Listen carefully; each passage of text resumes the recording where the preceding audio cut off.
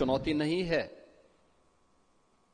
तो फिर जीवन का सार भी बेकार हो जाता है। जब चुनौती है तो यह अक्सर सही बैठता है कि अवसर सबको मिलते हैं, लेकिन कुछ बिखर जाते हैं, कुछ निखर जाते हैं। हम शिखर को देखते हैं और ये मानते हैं कि शिखर से ही सब कुछ हो गया, लेकिन शिखर की नींव बनाने के लिए कितनी मेहनत की गई है, उस मेहनत को देखने का प्रयास नहीं करते हैं। उसी बेलाग तरीके से जैसे कि वास्तव में चुनौती उन्हें भी पसंद है। मैं अभिनंदन करता हूं प्रदेश की माननीय राज्यपाल जी का, जिनकी जीवनी पर आधारित इस महत्वपूर्ण कृति की चुनौतियां मुझे पसंद हैं। आज इसका विमोचन का कार्यक्रम आदरणीय उपराष्ट्रपति जी के कर कमलों से भी संपन्न हुआ है। इसके लिए मैं आदरणीय राज्यपाल जी को हृदय से बधाई देता हूं और उनका अभिनंदन करता हूं। मैं लेखक त्रय श्री विनय जोशी, श्री अशोक देसाई, श्री पंकज जानी, इन तीनों महानुभावों को भी हृदय से धन्यवाद देता हूं कि उन्होंने एक एक जीवन के पहलू को उसको लिपिबद्ध करने, उसको सजोने का कार्य किया है और 14 अध्यायों में एक विस्तृत ग्रंथ लिखा है। जैसे समुद्र मंथन में 14 रत्न निकले थे, ऐसे ही ये 14 रत्न 14 अध्याय के रूप में आज चुनौतियां मुझे पसंद हैं इस ग्रंथ के रूप में हम सबके सामने आज प्रस्तुत हुआ है, जिसका एक लघु वृत्त चित्र के रूप में हम सब ने अभी यहां पर देखा है। स्वाभाविक रूप से यह हम सबके सामने यह एक चुनौती अक्सर आती है और मुझे लगता है कि चुनौती नहीं है तो फिर जीवन का सार भी बेकार हो जाता है।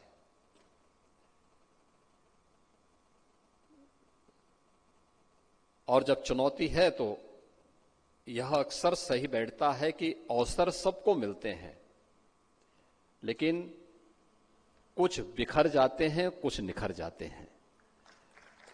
निखरते वही है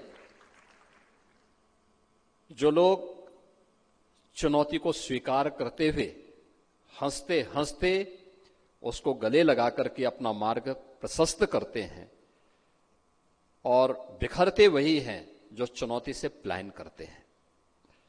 चुनौती से पलायन ये अपने आप में बिखरने का एक मार्ग होता है, पतन का एक मार्ग होता है। और जो चुनौती को स्वीकार करते हुए मार्ग प्रशस्त करते हैं, वही निखर करके लोगों के लिए एक प्रेरणा बन जाते हैं। आदरणीय उपराष्ट्रपति जी के कर कमलों से विमोचन कृति, आदरणीय राज्यपाल महोदय की जीवनी पर आधारित एक नई प्रेरणा है समाज के लिए, समाज के हर एक तबके के लिए। गुजरात के एक छोटे से गांव में एक सामान्य किसान परिवार में जन्म लेकर के शून्य से शिखर की इस यात्रा को तय करना, और वह भी किसी महिला के लिए अत्यंत दुरूह कार्य है। याद करिए, किसी वैष्णव परिवार में, किसी किसान परिवार में कोई बेटी आज से 7 दशक पहले स्कूल में जाए, पढ़े, एक कल्पना है। देश आजाद नहीं था, लेकिन उस समय एक कल्पना है। लेकिन उस कल्पना को अपनी जिजीविषा से, माता पिता के सहयोग से उस चुनौती का सामना करते हुए आगे बढ़ी। मां बाप के संस्कार उनका संघर्ष बच्चे को आगे बढ़ने के लिए प्रेरणा देता है और अपने लक्ष्य को प्राप्त करने के लिए निरंतर संघर्ष करना है, निरंतर परिश्रम की पराकाष्ठा को लेकर के आगे बढ़ना है। यह जो भाव था, वह भाव उन्हें अपनी उच्चतम शिक्षा को प्राप्त करने के लिए एक शिक्षिका के रूप में, एक प्रधानाचार्य के रूप में, विधानसभा और राज्यसभा के माननीय सदस्य के रूप में,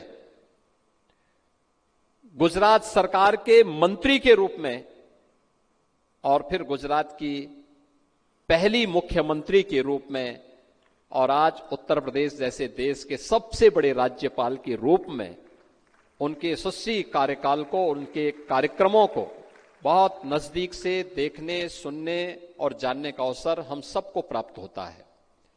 मैं इस अवसर पर आदरणीय राज्यपाल जी को उनकी इस जीवनी के लिए मैं फिर से बधाई भी देता हूं, उनका अभिनंदन भी करता हूं, उनके स्वस्थ और दीर्घ जीवन की कामना भी करता हूं कि उनका मार्गदर्शन इसी प्रकार से उत्तर प्रदेश वासियों को और देशवासियों को और देश की कम से कम आधी आबादी को तो निरंतर प्राप्त होता रहे। वह एक प्रेरणा है अपने आप में। और आज ये कृति स्वाभाविक रूप से लोगों के हाथों में जब जाएगी, अक्सर होता है हम शिखर को देखते हैं और ये मानते हैं कि शिखर से ही सब कुछ हो गया, लेकिन शिखर की नींव बनाने के लिए कितनी मेहनत की गई है, उस मेहनत को देखने का प्रयास नहीं करते हैं। और मुझे लगता है कृति गांव से निकल करके कैसे इस यात्रा को आगे बढ़ाया जा सकता है, यह जानने के लिए चुनौतियां मुझे स्वीकार हैं। यह अपने आप में एक नई प्रेरणा होगी हमारे नई पीढ़ी के लिए, वर्तमान पीढ़ी के लिए आगे बढ़ने के लिए, जीवन के संघर्ष में अपना रास्ता तय करने वाली हमारी नूतन पीढ़ी के लिए एक नई प्रेरणा होगी। आज के इस अवसर पर मैं हृदय से अभिनंदन करते हुए लेखक त्रय को हृदय से बधाई देता हूं। इस अवसर पर माननीय उपराष्ट्रपति जी का मार्गदर्शन हमें प्राप्त होगा। महाकुंभ के आयोजन में उनकी उपस्थिति हमें एक नई प्रेरणा दी थी। जब मैं आमंत्रण देने के लिए, महाकुंभ के आमंत्रण देने के लिए भी गया था, तो उस समय भी उन्होंने कहा था कि क्या मैं महाकुंभ में तो अकेले यात्रा नहीं होती है। तो मैंने कहा, आदरणीय, आपको तो पूरा देश ही आपका परिवार है और आप सब परिवार इस आयोजन में भागीदार बनेंगे तो मुझे अच्छा लगेगा, उत्तर प्रदेश वासियों को बहुत अच्छा लगेगा। और सचमुच एक ऐसे जंक्शन में हम लोग खड़े थे उस समय, जिस समय आपका कार्यक्रम था, लेकिन बिना रुके, बिना डिगे, बिना थके आपने कहा कि मैं जाऊंगा और महाकुंभ के आयोजन में भागीदार बन करके उस आयोजन को एक नई ऊंचाई तक पहुंचाने में आपका, आदरणीय प्रधानमंत्री जी का जो मार्गदर्शन हम सबको प्राप्त हुआ, वह कुंभ की सफलता को वैश्विक स्तर तक पहुंचाने में एक निर्णायक भूमिका का निर्वहन किया। बीच में एक समय आपका थोड़ा स्वास्थ्य अनुकूल नहीं रहा, हम सब चिंतित थे, पूरा देश चिंतित था, लेकिन जैसे ही स्वास्थ्य लाभ प्राप्त किया, आपके दौरे फिर से पूरे देश के अंदर प्रारंभ होने पर शुरू हो गए और उसी मजबूती के साथ, उसी बेलाग तरीके से, जैसे कि वास्तव में चुनौती उन्हें भी पसंद है और चुनौती को लेकर के जो उनका कारवां आगे बढ़ रहा है, इसके लिए मैं उनका अभिनंदन करता हूं।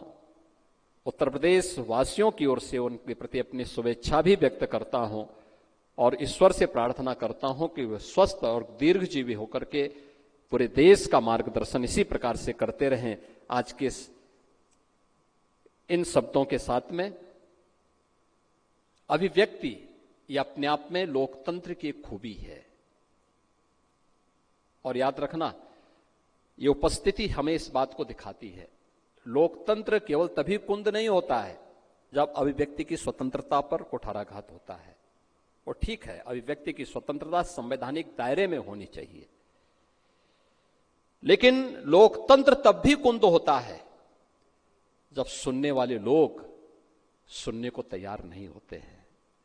और मुझे लगता है एक अच्छे श्रोता के रूप में आप सबकी उपस्थिति आज इस लोकतंत्र को भी, जिसकी एक माध्यम यह कृति बन रही है कि चुनौती मुझे स्वीकार है, यह लोकतंत्र की एक कृति बनने जा रही है कि लोकतंत्र में कैसे हमें शून्य से शिखर तक की यात्रा को आगे बढ़ाने का अवसर प्राप्त हो रहा है। और दूसरी कि यहां पर इतने बड़े पैमाने पर आप सब आदरणीय राज्यपाल जी के जीवनी पर आधारित इस पुस्तक और आदरणीय मुख्य अतिथि को सुनने के लिए यहां पर इतनी बड़ी संख्या में उपस्थित हुए हैं। आप सबका भी मैं हृदय से अभिनंदन करते हुए अपनी शुभकामनाएं देता हूं। धन्यवाद। जय हिंद।